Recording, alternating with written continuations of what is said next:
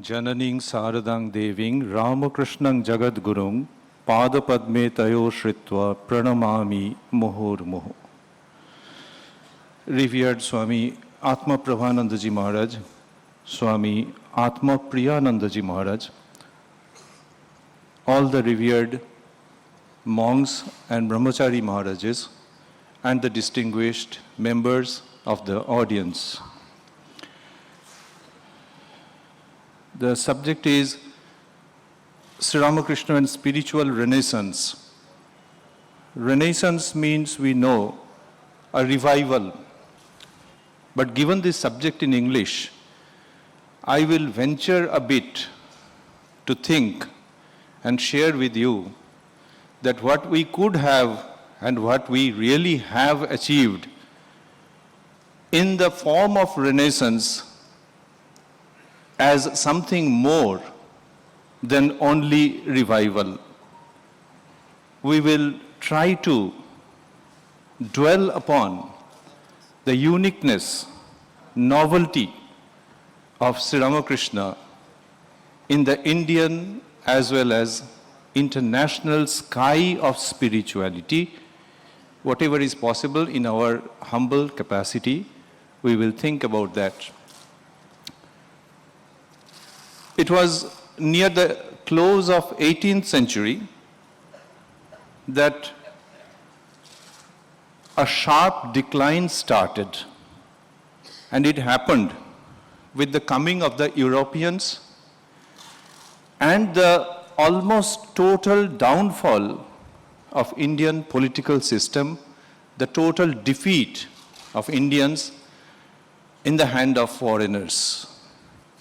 Political defeat was one thing, but along with it came another sinister thing, and that is the breakdown of the faith in our ancient traditions. This is only normal. Had we been there in that age, possibly we would also have been shadowed by such ill influences.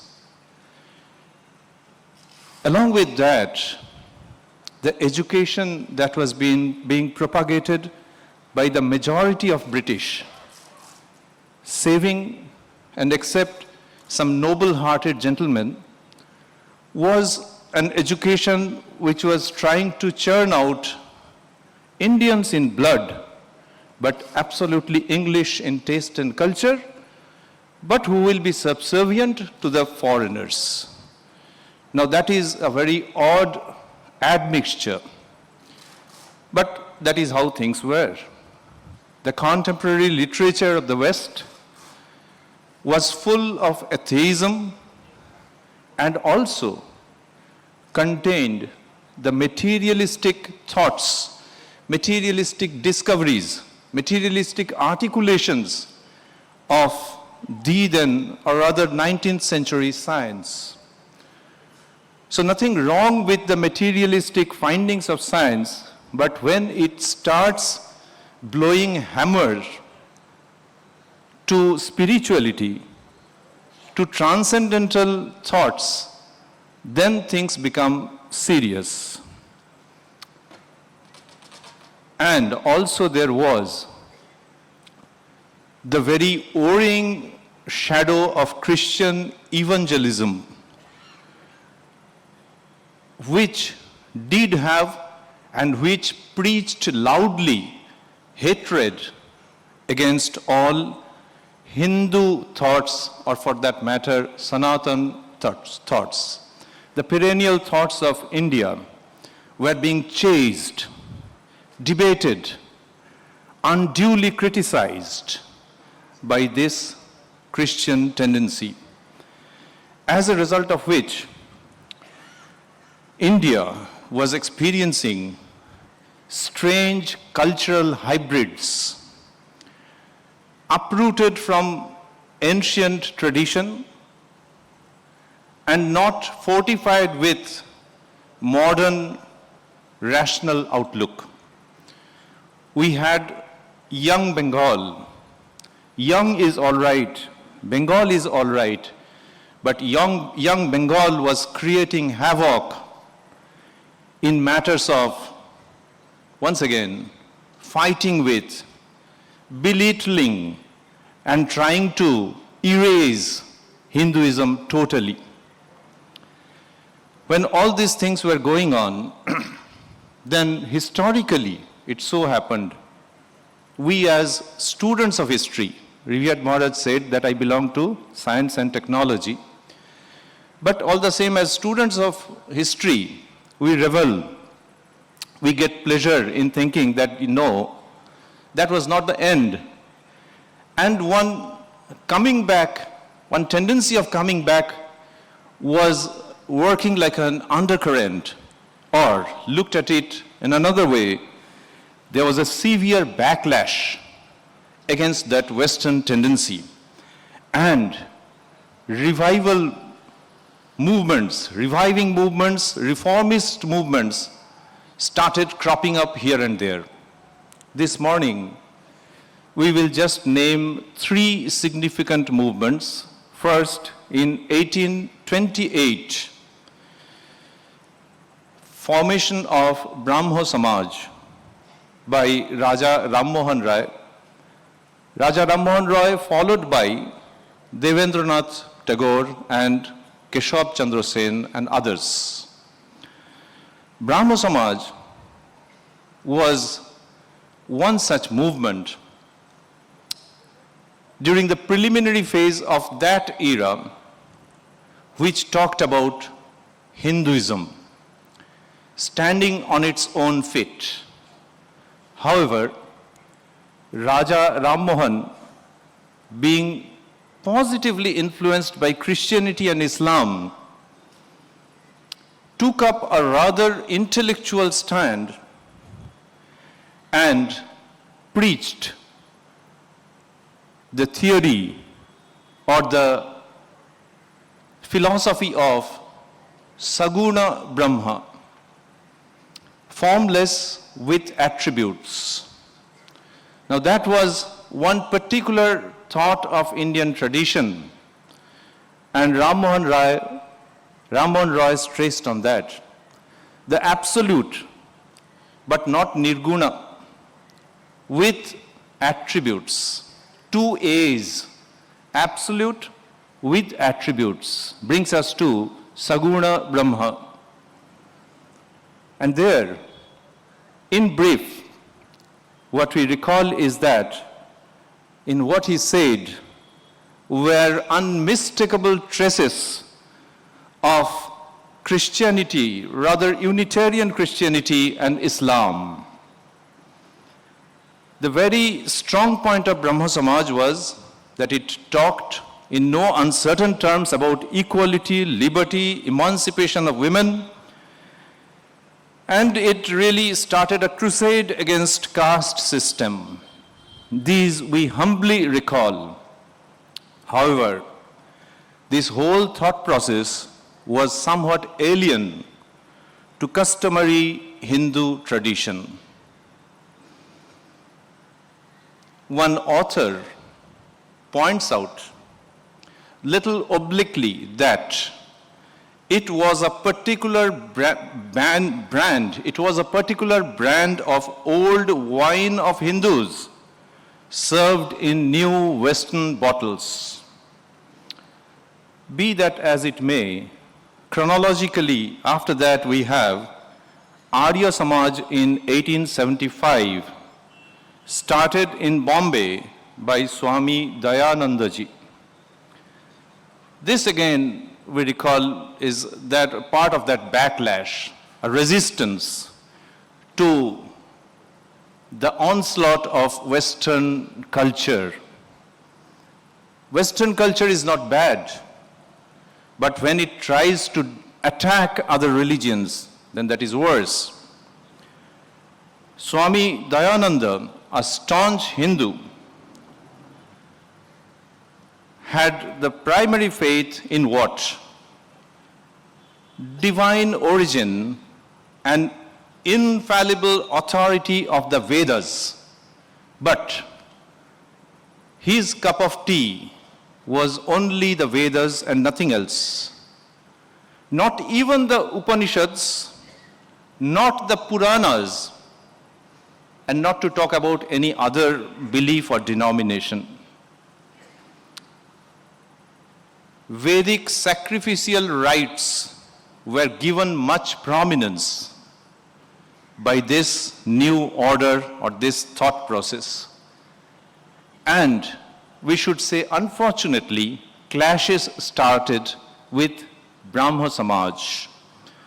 Brahma Samaj was not ready to accept this infallible authority of the Vedas. Brahma Samaj was at difficulty to digest the concept of rebirth supported by Swami Dayanandaji. And there were other points also. But once again, we take note of, we respect such movements because there were very strong points, like with Arya Samaj, we had abolition of caste, at least within their order. They did it. They talked in very strong terms about the liberation of women and started philanthropy in their way with a large number of devotees, particularly in the field of education. But this one, like Brahma Samaj, somehow felt itself divorced from mainstream Hindu tradition. Whenever we say Hindu in this talk, we almost synonymously mean the Sanatana Dharma. Thirdly and lastly, we talk about Theosophical Society founded in New York by Madame Blavatsky in 1875. There were other people also working, but she was the most prominent figure. Now this one, Theosophical Society and its philosophy, was an amalgamation, a curious amalgamation of mysticism, rational philosophy, scientific ideas, plus some sublime thoughts of genuine Hindu theology.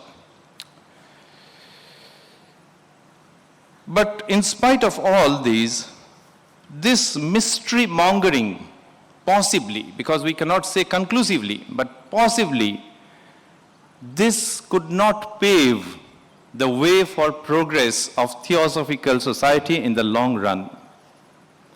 So, now we come to Renaissance.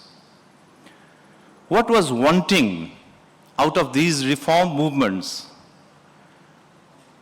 Two things. One is a comprehensive approach to Sanatan Dharma and practice. Yes, Saguna Brahma is there. Yes, Vedic karma is there.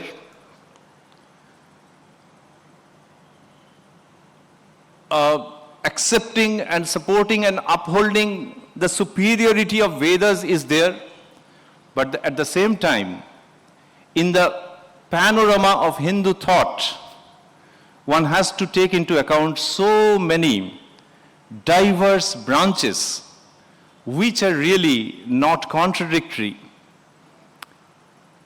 One has Advaita Vedanta on one hand, and one has tantric ways of sadhana on one hand. Now, do I take one and completely reject the other? That could be the way for one sadhaka or sadhika. But as a philosophy, as a movement, as an order, that will be falling short if we do not keep ourselves open, keep ourselves sensitive and vibrant to the comprehensive nature of this Hindu tradition. So this was one thing. And secondly, and maybe more importantly, was that by religion and spirituality. Those days, people used not to say spirituality, religion. So let us take that dharma in India has always meant realization. Whatever is said, does it come from the lips? Does it come from the head? Or does it come from the heart? So religion and realization, happily in English, both start with R. So the Hindus believe that whatever is articulated, whatever is preached, should have realization as the very foundation, as the very core, otherwise it boils down to a big zero. So these movements were lacking in small measure or otherwise in this field of realization. Sometimes it happened that it was intellectually glittering, but then, as Swamiji used to say, the meek and gentle Hindu, he was always trying to locate and discern and rejoice at certain realization beyond these articulations, which was missing in many, many cases. And there comes Sri Ramakrishna in 1836. In him, we find spiritual renaissance, a revival of these thoughts, that through the voice of this quote-unquote priest will be sounded the Indian tradition, the Sanatana tradition in its entirety, stemming from genuine realization. Roma Rolla says about Sri Ramakrishna that he was the consummation of 2,000 years of the spiritual life of 300 million people. 300 million means, as we understand, the Indians, 30 crores. So an estimate of his time, Roma Rolla is saying that Sri Ramakrishna was the consummation of 2,000 years of the spiritual life of 300 million people. And here we have that renaissance, revival, rejuvenation of genuine Indian thought. Not for the purpose of preaching only, not for the purpose of building an organization, but for the purpose of broadcasting loud and clear the glory of God. Such was the mindset of Sri Ramakrishna. Such were his childlike utterances. Such was the unfathomable depth of his realization that people from other sects, or rather other mindsets, the very orthodox ones, the Brahmos, the genuine seekers from other folds, the so-called radical rationalists, they started being drawn to Sri Ramakrishna, which is a matter of fact. And one icon, one symbol of this rational, modern, honest Indian getting attracted to this poor Brahmin of Kamarpukur is Narendranath Datta.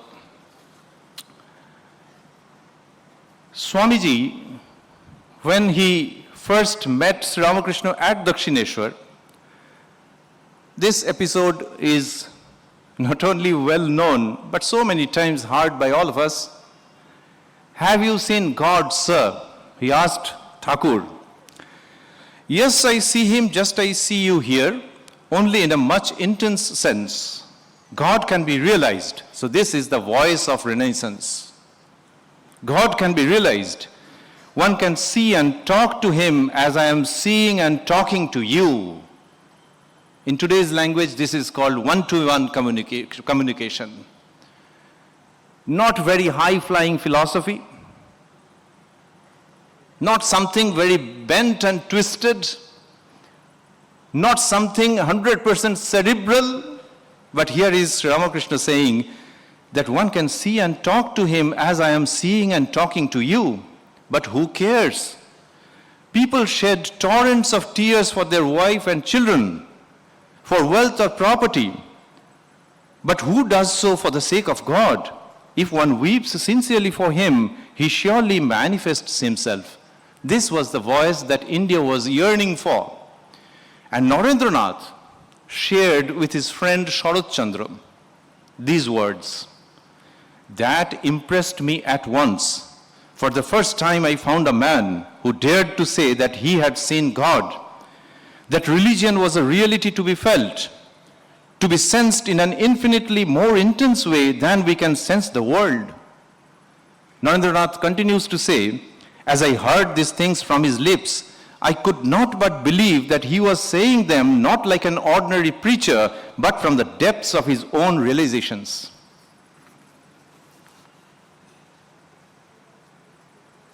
As we were saying, that this was not ordinary Renaissance, not only a revival, but something which had in store some novelty, something yet to be unfolded, or something which can be unfolded only within the inner contemplation of a sadhaka or sadhika. Sadhak or sadhika. Sri Ramakrishna, what he was saying was at the same time very ancient and very modern. One modern researcher, Professor Amiya P. Sen, has a very strange and nice and sweet observation about Sri Ramakrishna. He says, at Dakshineshwar, one could occasionally hear Ramakrishna's followers break out in uproarious laughter at something that he had said. In Kathamrita we find Shokoler Hasho.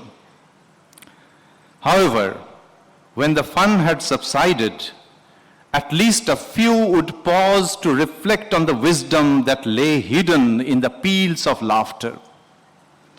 This is modern Ramakrishna with a hidden message, but this he is not hiding for any other intention, only to be explored by the sincere seeker. And then we find Sri Ramakrishna talking about direct realization of the Supreme Being. And this is very interesting, which we are just sharing with you.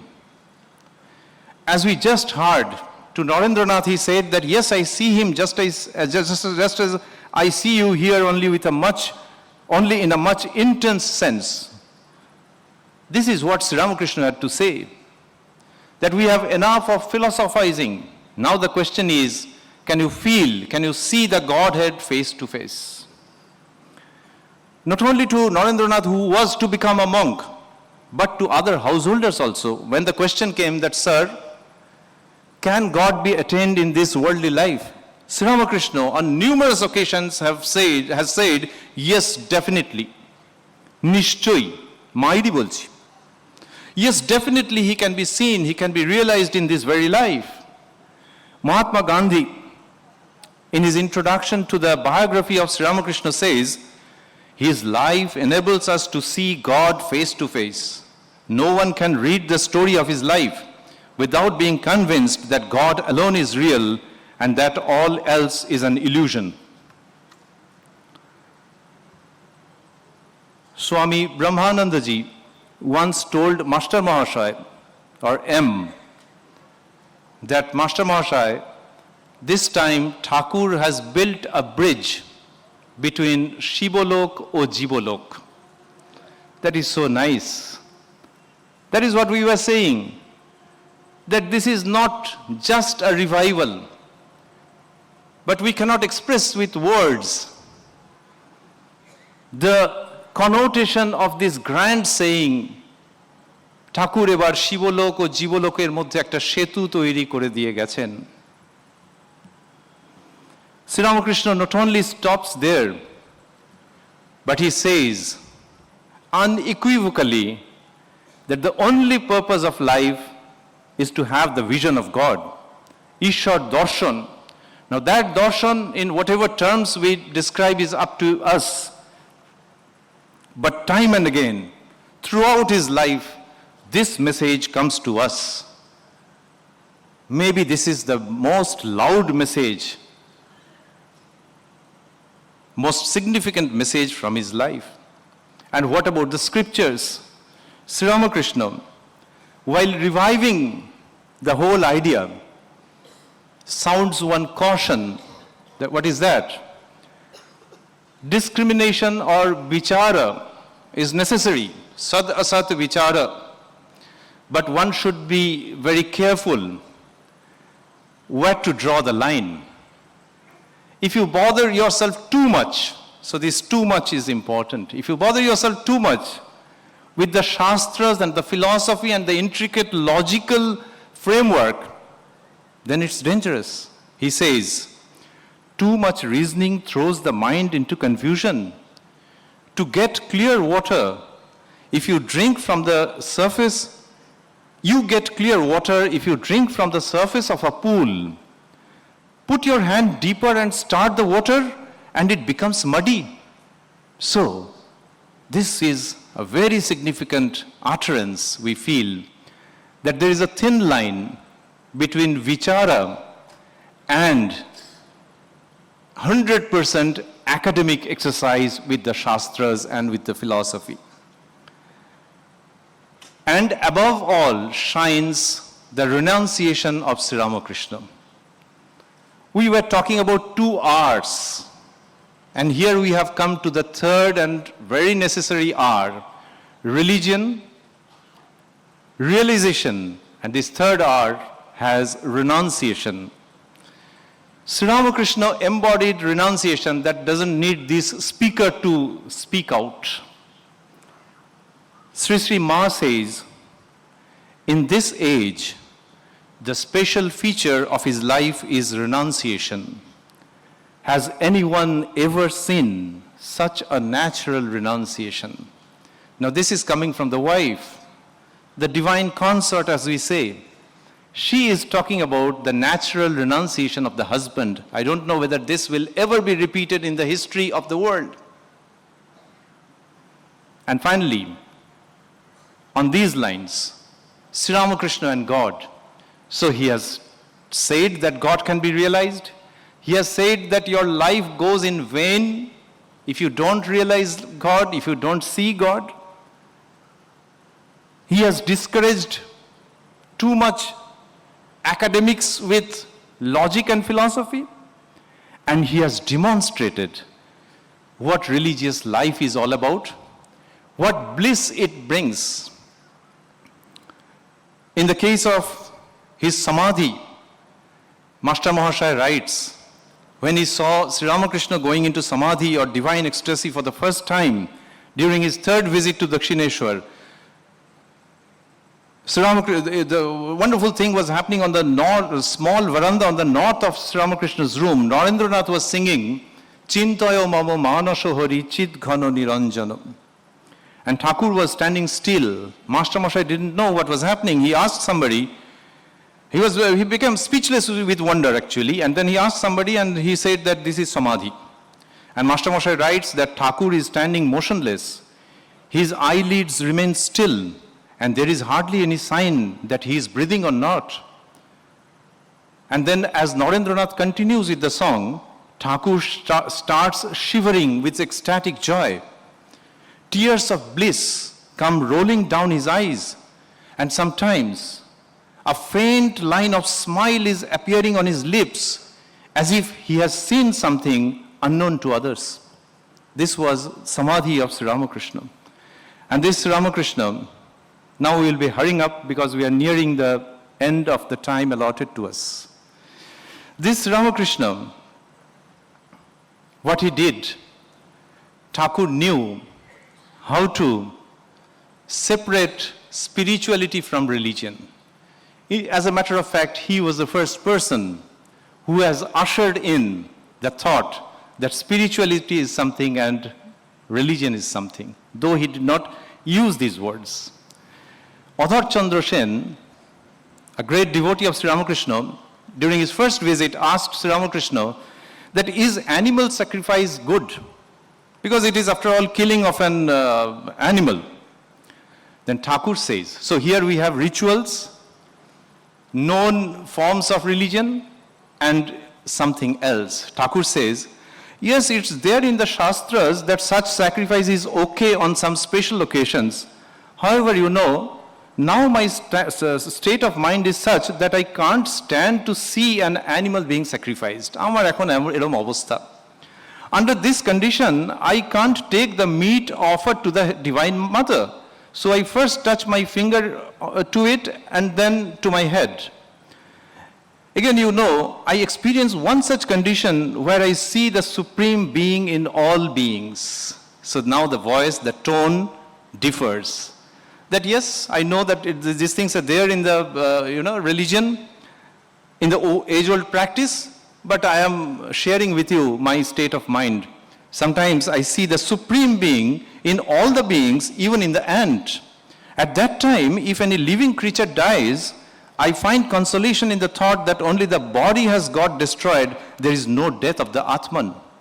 So starting from Balidan, animal sacrifice, how Thakur is subtly, very gently, very intelligently, we fall short of words, he's coming to the story of Atman. In other words, this is a gradual shift from Purva Mimamsa to Uttara Mimamsa that we have in Thakur. Jesus Christ said, I didn't come to destroy but to fulfill.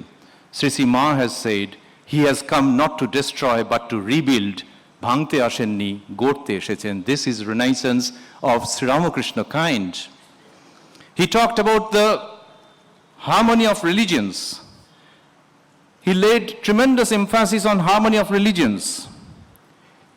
It has been said, ekang sad, vipra bahuda vadanti. But in 2020, the way we know it was really not known to the Indians prior to that. Yes, it is there in the Shastras, but who follows? Who cares? Sri Ramakrishna didn't say all these Sanskrit words, but he talked about a lake with 4 ghats, and then he's saying jal and water and pani that is known to us. At the end of that story is a punchline. That if someone says that no, this is jal and not pani, or see if someone says that this is pani and not water, tahole hashir kotha hoy. It becomes ridiculous. Now when he said that was one thing, but in 2020 we know that yes, these ridiculous things are happening in the society every now and then. And here we have the prophet of symphony, as others have put it. And Swami Vivekananda says, when he was given the ovation at Shobha Bazar Rajbari after his triumphant return from the West, he says, long before ideas of universal religion and brotherly feeling between different sects were mooted and discussed in any country in the world, here, in sight of this city, had been living a man whose whole life was a parliament of religions as it should be. So this is the new synthesis, the new symphony, and the new getting people together as done by Sri Ramakrishna. Finally, we said that it is Renaissance, okay, but it is something more we feel. In the Gita, it is said, Tadatmanam Srijamyaham. This Srijan is very interesting to this speaker, that this is creation of a new kind. When Sri Ramakrishna says, Swami Saradananda ji has quoted, the realizations of this place, meaning himself, Ekhankar, the realizations of this place have transcended the Vedas and Vedanta. So this is Srijan with a different mood and different tone. When he says that the realizations of this place have transcended the Vedas and Vedanta. In the Mundaka we have Dve Vidya Veditavye, Paracha Aparachaiva. Now in Para, Vidya, when it is said that it is not to be found within 2 covers of a book, we have Sri Ramakrishna, we feel that he is echoing just that Para Vidya has to be something which is never written in the books, including the Vedas. Sri Ramakrishna says he is the formless, he is with form and many more beyond the 2. When he says many more beyond the 2, he keeps ample space, which is absolute Sanatana Dharma tradition.